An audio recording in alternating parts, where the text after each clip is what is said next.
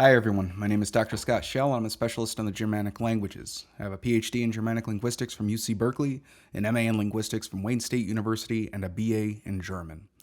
And today what I would like to do is go ahead and discuss the next rune in the Old Saxon rune series. So if you've been looking at my other videos regarding runes and the rune names in the Old Saxon sources, we have so far covered Fehu, Ur, or Uruz, Thoris or Thorisaz, and today we're going to talk about os. That's right, it is not os or os, but rather os. And I will talk about why that pronunciation is that way in just a few moments. So, of course, the first question is, well, Scott, is the rune name itself attested in the Old Saxon Heliand corpus? And the answer is actually no. But I did not have to reconstruct this word. It does appear in the Old Saxon personal names. So go ahead and check out my videos on the Old Saxon personal names if you haven't done so already. But if you look at the name, for instance, Osjer, which is actually an attested form of an Old Saxon name, that os right there tells us that it's Old Saxon.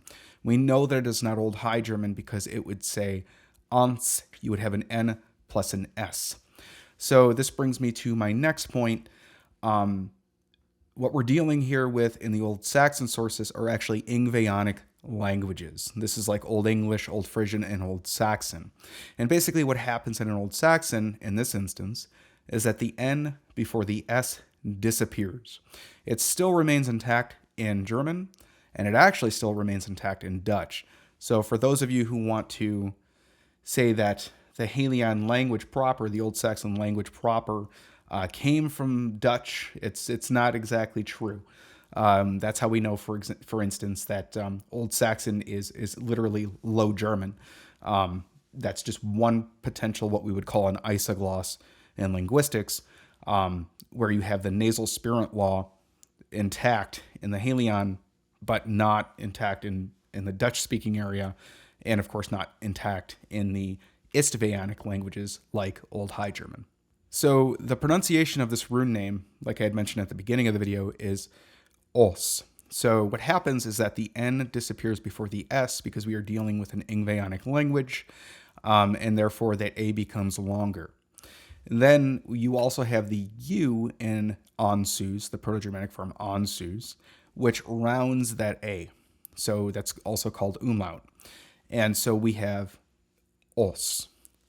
Os, not aus, not os, but os. Basically just say ah, but round your lips. Os.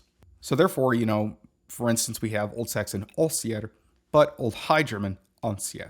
So while this name os is not attested in the Heliand, which is actually not really a surprise since it's tied to so many different pagan and heathen connotations, the most common word for God in the Heliand is, of course, God, which is actually a Germanic word.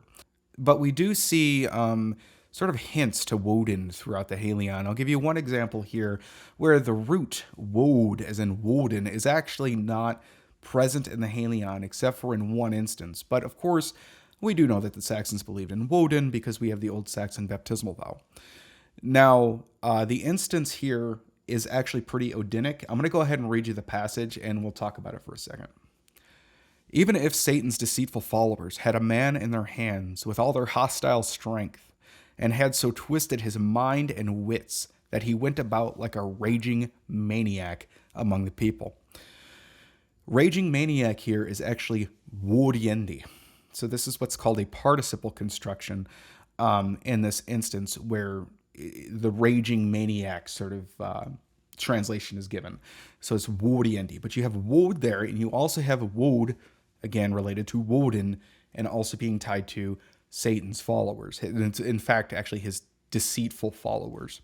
So you can tell that, in this instance and also in many, many other instances in the Heliand, that Odin is sort of lurking in the background with a lot of these passages.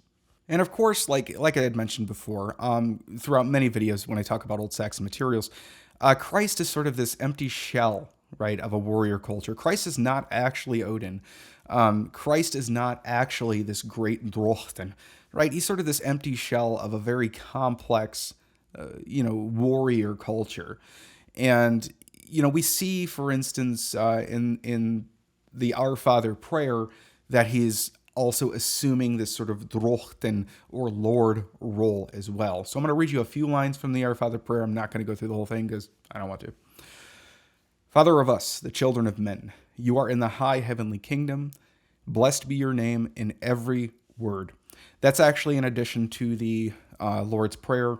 It's usually just like, hallowed be your name. But in this case, it's with every word because of the importance and the emphasis on even the magical performance of the word and the Heliand. And then we continue.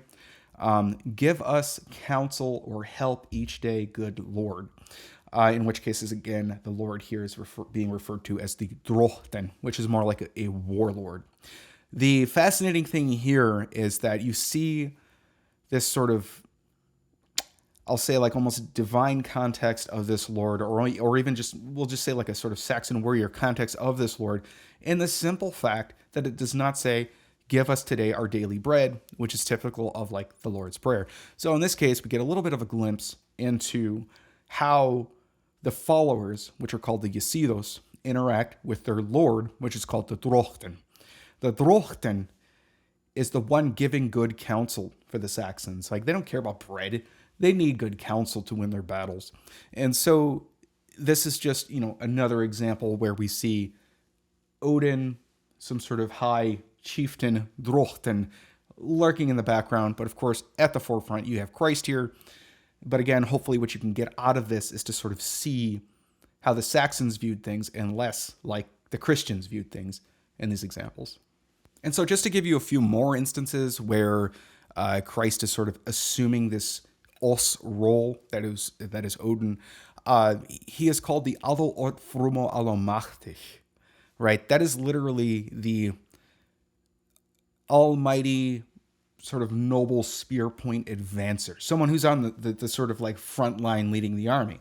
Of course, it's not Christian at all. So where did that come from? It sounds very Odinic, right? But of course, in this context, everything has become Christianized, but we're able to sort of see the past by just looking at the vocabulary. This is also why it's so important just to learn the vocabulary and not rely on translations. Because if you see something like, mighty noble spear point advancer, that's kind of cool. But when you see the actual words broken down there, you see Adel, which is actually related to the Othila rune, and you see Ort, which is a spear point, and Fruma, which is an advancer. So we have other instances where Christ is sort of assuming this os or ANSUZ role too. We see, for instance, that Christ refers to his father as the Sie Drohtin, which is victory lord. You can't get much more Odinic than that. We have Sigtýr in Old Norse, which that's another name for Odin, right? The victory god. We have Sigfolder, which is victory father, and so on and so forth. So, but again, Christ here is acting as a chieftain. Everything he's doing must be really understood as metaphors. He's not really like this sort of like battle-seeking Saxon chieftain, or even one who really sort of welcomes the earthly joys in the mead hall. And in fact, we are told many times throughout the Heliand that these sort of like earthly joys in the mead hall are great and everything, but there are even better treasures in heaven.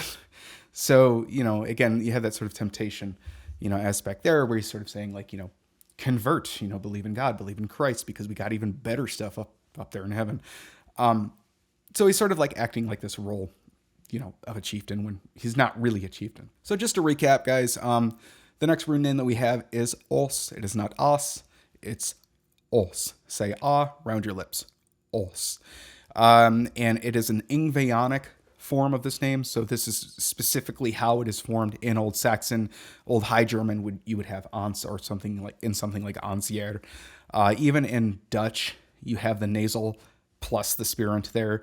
So again, this is more evidence for something that's, Low German, Old Saxon, and actually more related to something like Old Frisian and in Old English, or even Old Norse, because you have the N plus, you have the N disappearing before the S in Old Norse as well. So that's all I wanted to really talk about with you guys today. Just wanted to give you the next rune in the rune series. Go ahead and like the video, leave a comment below, subscribe, blah, blah, blah. You know the drill. I'll talk to y'all soon.